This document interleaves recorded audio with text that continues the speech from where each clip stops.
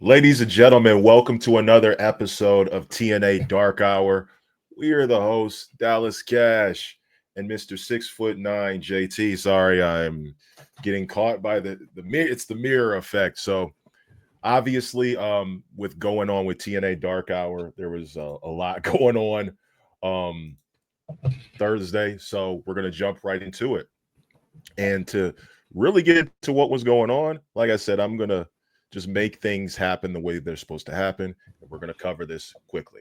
All right. So the first match that we started off with, which first off, they did kick off with a tribute. So I want to give a rest in peace to Sabu. Very unfortunate situation. We do have his family in our prayers and we send our condolences to his family. So the show opened up with that. And we got some matches that we want to talk about. So the first match that we opened up with was Tessa Blanchard and Victoria Crawford versus Masha Slamovich and Nikita Lyons from NXT, which was a surprise to see because I was kind of interested in how this really went. So match went along, and we actually got a viral moment from that match that I want to play real quick. Obviously, gentlemen, the Gooners were out that night and on Twitter. So I'll start with myself going with the timer, basically talking about this new alliance between Tessa Blanchard, Victoria Crawford, and Robert Stone. So I'm not sure how long this is actually going to last, which Tessa Blanchard is such a wild card and her unpredictable nature. And with Victoria Crawford, with her unpredictable nature, it seems to be a bit of a match made in hell because with Tessa gunning for Masha Slamovich and Victoria gunning for Masha Slamovich, the enemy of my enemy, is my friend. I'm really excited to see what exactly happens with the two. Having Nikita Lyons in the mix definitely makes for entertainment as well. Nikita Lyons is actually a great fit for TNA, and I feel like she adds some much needed punch and gives it that NXT flavor. But overall, I think that there is going to be a bit of a crossroad between Blanchard and Crawford, and eventually it's going to lead to a split. So this could be very temporary for the time being, and I don't see it lasting that long. Hmm. JT, Well, listen, you hit the nail on the head. I don't see it lasting that long either. I don't. Nikita is a better fit over there. She is a better fit in TNA because she's serving up TNA. With that being said, her and Tessa, listen, you could team her up with one of us until we get that rectified. She's gonna get the same type of responses that she's been getting. The match itself was quick, short, straight to the point. I really wasn't expecting much out of it. The DQ win at the end for the heels in this situation, Victoria Crawford and Tessa, was definitely something that I could see coming a mile away. How are we going to play this story going forward with this title shot and everything else? We'll see. all right, cool. And we move on to the next segment, which was Cody Deaner having a sit down in his in-depth interview, which knowing about the consequences of his match with Eddie Edwards at Under Siege, speaking about his son who cried the first time he saw him wrestle. And it wasn't because he thought he was hurt, it was because he lost. And we're going to talk a little bit about Cody Deaner's consequences at Under Siege. So if he loses to Eddie Edwards, he's gone. But if he wins, he gets a new TNA contract.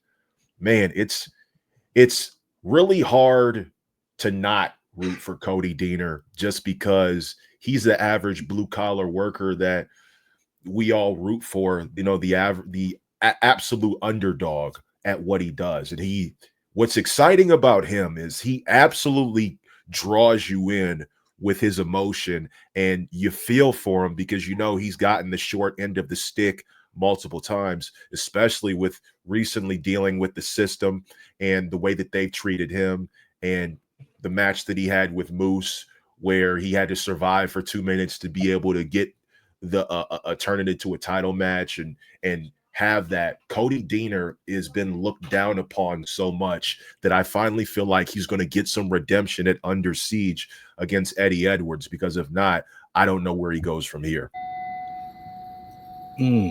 Great points made there, Dallas. When it does come to Cody Deaner, he's another Cody that people are going to root for, just with a different last name. Not to say the story's the same, but at the same time, granted, to your point, yes, we got to see something. But I would not be opposed to him not getting the TNA contract. I think Cody Deaner can go the NXT route, he can go Evolve route. TNA is a great fit for a lot of people. It's a great fit for Cody Deaner. But we've seen Cody Deaner there for quite some time. Maybe it may be time for him to move on. Maybe it may be time for him to seek out different places. There's Evolve going on. There's LFG that's going for a second season. You also got NXT inside the mix. There's AEW that's out there as well, MLW. There's a lot of places Cody Deaner can go. Whether he wins this or not versus Eddie Edwards, we don't know. And following that, we had a tag team match between the Great Hands, Skylar and Hotch, with Tasha Steelz versus the Rascals, Trey Miguel and Zachary Wentz. Obviously, this was a pretty good tag team match. These two tag teams are no stranger to each other, and they got great chemistry.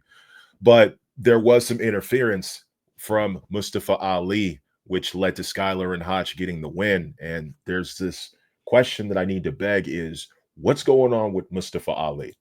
Now, Mustafa Ali obviously has been unhinged since his dealings with Mike Santana. So the question really begs is, how far is Mustafa Ali going to go before enough is enough? Now, Ace Austin eventually ran down to make the save, but we know that the history between Austin and Ali is not done. And as we saw in a later segment, which we'll get to, my thing with Mustafa Ali is I haven't really seen this version of him at all. I feel like this crash out version of Mustafa Ali is very refreshing for his character. And I think Mustafa Ali has something in his bag that's definitely going to translate into world championship material. Now, do I think that he's going to be a valid crash out for what he's going to do? I don't know, but I'm excited to see where it goes with this.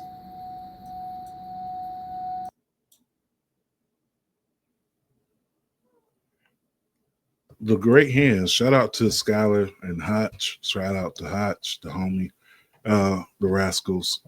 Once again, like you said, these four gentlemen inside the ring together, they are putting on gems. I mean, Trey Miguel with that backbreaker going viral. Never seen it before, or Right. at least I've never noticed it before.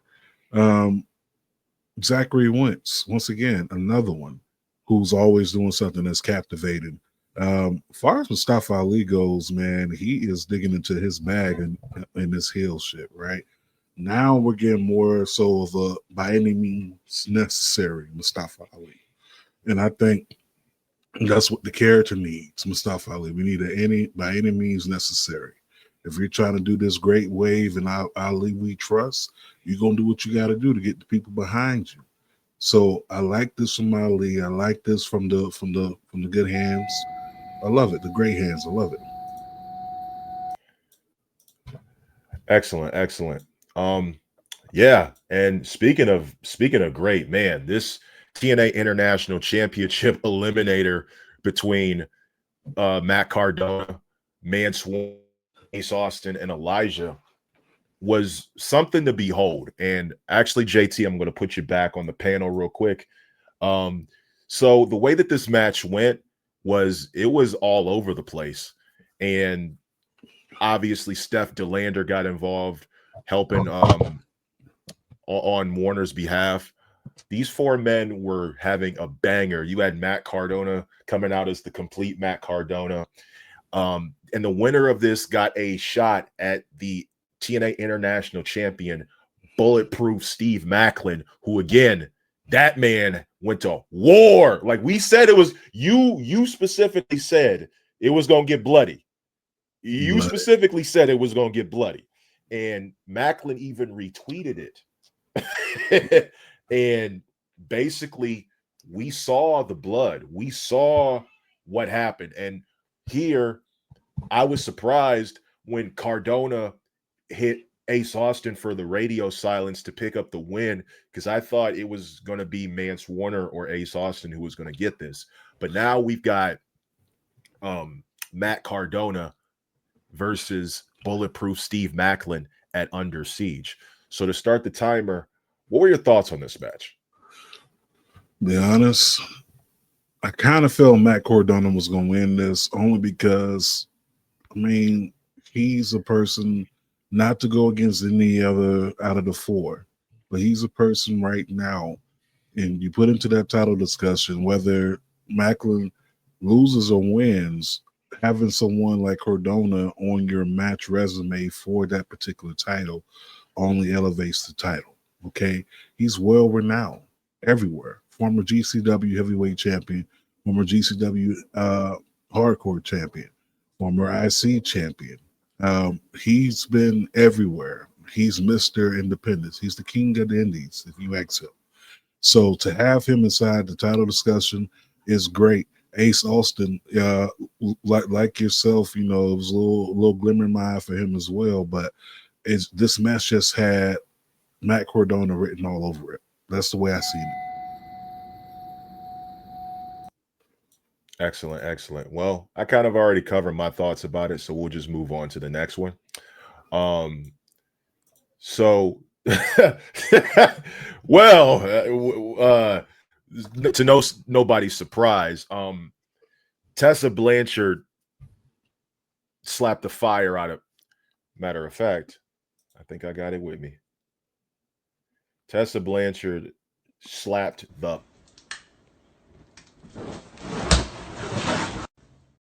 out of Ariana Grace. That was just so. The liaison Ariana Grace was upset by her father's authority being overturned by Robert Stone on behalf of Victoria Crawford and Tessa Blanchard. And Tessa basically pulls up and says she's tired of Ariana's mouth, and she just slaps the living hell out of her. And she walks off. Ariana's on her knees, looks like her mouth is potentially bloody. And that was the end of it. So going forward, the question basically begs, there's going to be a collision course between Tessa Blanchard and the liaison Ariana Grace. Now, since there was blood involved in this now begs the question, is there going to be blood in this match? Because obviously there's new rules and regulations for blading and everything. So I don't necessarily know, but what I can say is that this feud is heating up and it's become very personal now. And I'm not betting on Tessa Blanchard to win this, but I can definitely say that after doing that, walking into Under Siege, she definitely has momentum walking in there. And that's the problem is now, what role is Robert Stone going to play? What role is Santino Marella going to play? Obviously, somebody's going to get really hurt when this match happens at Under Siege. Listen, I'm going to keep it simple. I feel like slapping somebody today. Slap, slap. So this has been brewing for a while. I hate it had happened to Ariana over there, but sometimes people get slapped. Sometimes you deserve it. Ariana really be saying some off the wall type stuff. She do come off as, I'm kind of better than you. But then again, that's her position, right? That's what they gave her. The slap heard across TNA. Are we going to get a blood feud? Maybe, maybe not. New rules, like you said, implemented for TNA. I'll tell you what, if we do get a feud, I automatically know that Tessa's going over. Maybe this is the way that Tessa enters the portal of going into NXT. We know it's going to happen eventually. Even though many fans don't want to see it, it's going to happen. This is the way that it does happen. And another segment, I'll just keep you right there. So this is going to be a little bit of a shameless plug. Going to be a little bit of a shameless plug. So First Class Penthouse with O'Shea Jackson Jr. First Class comes out, AJ Francis, Navarro, and they go for the cheap heat. I tell you, I am a big fan of pop culture, local team, cheap heat. I don't care how many times you do it, it always works because if it's current, it's gonna work. And they're bragging about how they always bring the show when they show up. And they gave backhanded compliments to O'Shea Jackson Jr. And O'Shea Jackson Jr. comes out, First Class shirt, and then there seems to be a little bit of static. And O'Shea tells him, you act like you're Suge Knight, but you're more like Uncle Phil. Now, we interviewed AJ Francis on March with Mike's podcast. Make sure you go watch that interview. And I asked him, are you the Suge Knight of pro wrestling? And he said, yeah, I definitely am. And JT, we added to that conversation. And it's nice to see that kind of come to fruition. Obviously, there was a little bit of a scuffle. Ayo, the rebuttal that AJ Francis had was, if I am like Uncle Phil, I should treat you like Jazz. Jazz and talk show ass out. Yo, shout out to AJ. Shout out to AJ. Mike said, go ahead. Mike's antenna showing up and everything. Hold on. Did the timer start real quick? No. We were about to start it, but go ahead. Yeah, that segment, great money, big money. First of all, you got O'Shea Jackson Jr. out there, Hollywood star. I mean, known for his roles, of course. I ain't got to go down on this, but you know him. Den of Thieves, straight out of Compton. Yep. He's been inside Star Wars. I think it was the Mandalorian. And I want to say he was also inside the Obi-Wan Kenobi series. I can't remember, but just to have that conversation going on, and then the way the Penthouse segment played out was great because O'Shea stood on business. Like, hold on, man, how you gonna be in LA and disrespecting LA? Like, we ain't about to do that. Like, I am LA's first son. When you think about it, do you know what my daddy is? Okay, my daddy ain't playing that shit. Okay, if you go down the album listing, you know how we get down. But for Mike Santana to come out, go ahead and crash the Penthouse, and we're getting ready to get something going on there with that feud. This is what I'm talking about. Give me all the graps. Give me all of it, because anything that has AJ Francis involved in it, I know it's going to be money. Let's put this news about AJ Francis to rest. He can deliver every single time. He is box office for TNA. He had millions of views and millions of dollars in his bank account before he even touched pro wrestling. This man is accomplished in so many different verses of entertainment. For 10 years before he even hit the wrestling business, he was knocking down the doors that most people in his position, almost any person in his position, could not do. And for that, I say with O'Shea Jackson Jr. being involved in this is huge. This is huge because I expect down the line AJ Francis to be involved in possibly Hollywood. I mean, he's already done so many different things, from the football field to film. He's built for the entertainment industry. He's built for every industry, and he dominates every single industry that he's a part of, whether you like it or not. Moving on. So the next match was Indy Hartwell versus Kelsey Heather. And obviously this was Indy Hartwell's chance to prove it, and obviously over with the fans with the indie wrestling chance. Match went pretty good, kind of as need be. So my thing is with Indy Hartwell, she got into a verbal altercation backstage with Tasha Steelz. Mhm. And now my question is, with giving Tasha Steelz something to do, this collision course that we have with her and Indy Hartwell, is this really good for both of them? Yes, because in some way, shape, or form, both of them have something to prove. With Tasha, she has to prove that people like Indy Hartwell shouldn't be coming into TNA thinking that the success you had from a higher company means you can just walk your way in here and do as you please. You still got to pay your dues and you still got to respect the people who are currently on the format now. But with Indy, she's somebody who came from NXT, a former NXT women's champion. And a flag runner for the NXT women's division, and she believes that she has what it takes to even to be the flag bearer of the TNA Knockouts division. And standing in her way is Tasha Steelz. And now I'm assuming that this is going to happen at Under Siege. If Tasha Steelz and Indy Hartwell are happening, I don't want to bet against Indy Hartwell, but I got to say that with the debut that Indy had, she has a lot of momentum on her side. And I agree. I agree with you. But for Tasha Steelz, I got to quote a great man who has stats all across the NFL. I'm talking about Michael Irvin. Okay, when it comes to this Tasha Steelz and Indy Hartwell, you gotta take the Michael Irvin approach. Nobody believes in you.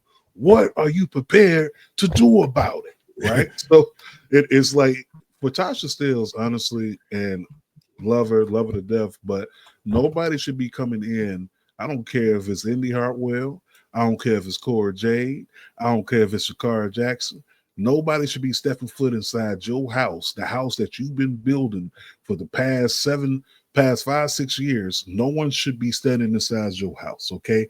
If anybody's stepping in your house, the first person they got to see is you before you let them in. So, Indy, congratulations on your debut and having that little verbal altercation backstage. But I'm gonna need Tasha Steelz to put that foot down and let her know what it is. We had another banger that came up as well. Rosemary versus Zaya Brookside. Oh my God. This this was a good match. I ain't gonna lie. I'm a fan of both of them, and I like Rosemary a lot. Rosemary can be a real a-hole. I am not gonna lie. Rosemary can be a real, and she's very nasty to her opponents when she wants to be. And I was surprised that this match ended in disqualification, um, because Zaya Brookside's darker side started to show up, and the referee had to disqualify her. And uh, it begs the question: do you think Rosemary's dark side is rubbing off on Zaya? Absolutely. Listen, Rosemary, that's what she been known for. She gonna bring the darkness up out of you, man. Come on, we gotta go all the way back to her days with a bit with Abyss and Crazy Steve. And this is what she's been known to do. She's gonna bring that dark side up out of you. And I kind of like a darker Zaya Brookside, right? We've seen the chipper, happy Zaya Brookside for so long. Now we getting some layer, we getting some depth. Let's turn that up. All right, that's what I want to see. Far as the match, though, the match was an A1 banger, and this is a free match for television. Right. Like I could have seen this match on a TNA pay per view, PLE, whatever you want to call it, and I would have been just as happy. But I do appreciate what we're getting. I need more of this. I need Zaya Brookside, Dark Side to fully come out. Rosemary and Zaya Brookside have fully committed themselves to the women's division to a degree where there's so much storytelling layers with those two. And with Zaya's dark side starting to unfold, Rosemary's starting to feed off of it like a leech and add to it, because that's kind of how she pushes the envelope with every opponent. And that's why she kind of aligns herself with those kind of people. And you remember back when her and Wendy Chu were a duo, those two were just unhinged. And I always wanted to see Tatum Paxley and Rosemary go at it. I just feel like that's a feud that was built for those. With Zaya Brookside now, there are so many layers to what's going on. Rosemary is just like the female Bray Wyatt. She's the female Bray Wyatt, and she's bringing out a layer of Zaya Brookside that we haven't seen. And I'm interested because I don't think that they're done with each other. Mm-mm. We covered this earlier, but Ariana Grace wants Tessa Blanchard Under Siege. We already know how that's going to go down. So we already talked about it. So the next, actually, I forgot to actually add this real quick. Sorry for my unprofessionalism, ladies and gentlemen. Sorry, this is injury. So the next segment we had was confrontation between Trick Williams and Frankie Kazarian being confronted by Joe Hendry. If you say his name, he will appear. And Elijah. Obviously, Kazarian and Trick don't like each other, but they got to get on the same page if they're going to go after Joe Hendry. The self-proclaimed, king of TNA. Obviously, Hendry is over with the fans. He's over as hell with, obviously, he was at WrestleMania. And then Elijah walks out to join Hendry. So now the four of them are scheduled to battle it out at TNA Under Siege. Who do you got in this match? Honestly, we're talking about it. I am going to give the edge over to Hendry and Elijah. And the only reason why I'm saying that because I believe that Battleground Trick Williams is going to bring home the TNA Championship. That's it. That's all I got for you. like I'm just keeping it a buck. Like when you think about it, right? We're talking about this partnership and how we want things to be balanced within this partnership. I think the best way to balance it out is to trade off these wins. So of course TNA needs to go over on the TNA PLE. But I think that going forward on this next PLE with Battleground, I think we're gonna see something shock the system per se. I think the TNA Championship is going to NXT. I wouldn't be surprised if like the TNA Championship went over to NXT, and then for some reason the NXT Championship went over to TNA. That would be really good TV. I'm gonna go Trick and Kazarian on this one. I just feel like the experience from both of them is going to win over, which again, Elijah has a little bit more experience than Trick. Hendry has a little bit more experience than Trick. But when you got a battle-tested veteran like Frankie Kazarian, who was basically been a lifer at TNA, you have no choice but to pick experience. Now, do I think Trick and Kazarian can coexist? No. I don't think so. The egos are too combustible. And I think it's a powder keg at that point. But I feel like the chemistry and the hatred that they have for Joe Hendry will be the difference maker in whether they get the win or not. And then we move on to our main event, which was Nick Nemeth with his brother against Jeff Hardy and his brother. And I'll go ahead and start this one. Obviously, this match was dope. I was not expecting Jeff Hardy to get the dub, but I'm going to just give my thoughts on this match.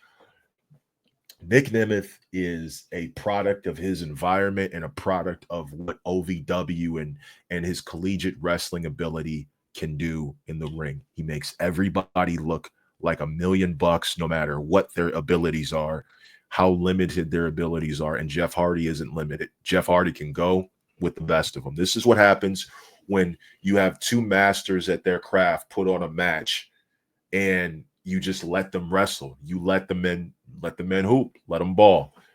Nick Nemeth didn't get the win, but I feel like going into this, Nick Nemeth, this loss doesn't really hurt him because Jeff gains a lot out of this. And now with Nick Nemeth being involved, I would like to see more matches between the two. I think I'd like to see Ryan and Matt go at it. I don't think these two brothers are done with each other. The chemistry is way too there. I agree. The chemistry's there, man. It's just like seeing John Stockton and Larry Bird play 1-on-1. You know, I had to use those two because I didn't want to use Bird and Magic or Magic and Jordan because I'm not gonna give it that extent. But seeing them two go back and forth 1-on-1, Nick Nemeth ain't never had a bad match that I was like, you know what, hang it up. This match right here just furthermore proves to me that he was the workhorse when he was underneath the WWE umbrella. But seeing these two brothers sharing the ring against each other, it's great. It's great for TV. We don't have a lot of brother tag teams inside of wrestling like we used to have, right? Back in the day, you had the Harlem Heat, the Steiners, and you can go down the list. Now we got the Nemeth brothers and the Hardys. And I can't wait to see where this finally does end up at. I know it's not over at Under Siege. Well, that definitely does it for this episode of not Under Siege, but Dark Hour. But for next week, before Under Siege, the following matches are scheduled. So we got Ace Austin versus Mustafa Ali, Sami Callihan and Mike Santana versus First Class. That's gonna be a banger. Santino Marella and Robert Stone are gonna have an in-ring debate. And then we got Joe Hendry and Elijah versus Moose and Brian Myers. So again, this is going to be an interesting impact before Under Siege. So my closing thoughts is I thought this was a good show, showcased a lot of strengths, not too many weaknesses out there. The women got to cook a lot. The men did their thing. Women's division is getting stronger and stronger by the day. I can't wait for Under Siege, and I'm definitely going to have a front row seat on the TNA app, TNA Plus app, to make sure I watch it. What's your closing thoughts? Closing thoughts is simple. TNA gonna keep doing what they're doing, getting y'all in, driving y'all in to watch the product. I can't wait to see what does happen Under Siege next week, the day before Under Siege. I know it's gonna be kind of heavy, and I'm looking forward to it. I want to see what happens from Under Siege because I know this is only going to tiptoe us to, the end all be all in July. That's what everything's gearing up to, right? There's going to be some pay-per-views in between, but seeing what happens this week coming on Impact with Impact as well as Under Siege, now we're getting ready to see where this fighting leads to. So I can't wait to see what happens.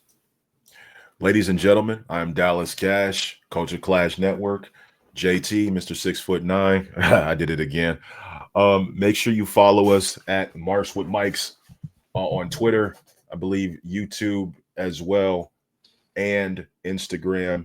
Follow me at King Dallas Cash on Twitter, Twitch, Dallas Cash Gaming 3, and then the YouTube is Dallas AK330. Culture, make sure you follow, most importantly, the Culture Clash Network YouTube page. Make sure you follow Culture Clash Network Twitter page. Does Culture Clash Network have an Instagram page? It does. It's Culture Clash Network. Absolutely. And make sure you subscribe to the channel. If you want some ideas about what or who to bring on the show, or if you want to come on the show, be part of a podcast, make sure you come on the show. Make sure we'll add you to it. Hey, it's always great to have different guests on the panel. It makes the show go by much quicker when we have different opinions that vary. This has been TNA Dark Hour. Dallas Cash, Mr. 6'9" JT. I did it again. I will not get that right. Dallas Cash over here. And there we go. We got it. There we go. Yep. There we go. All right. You guys take care. Peace.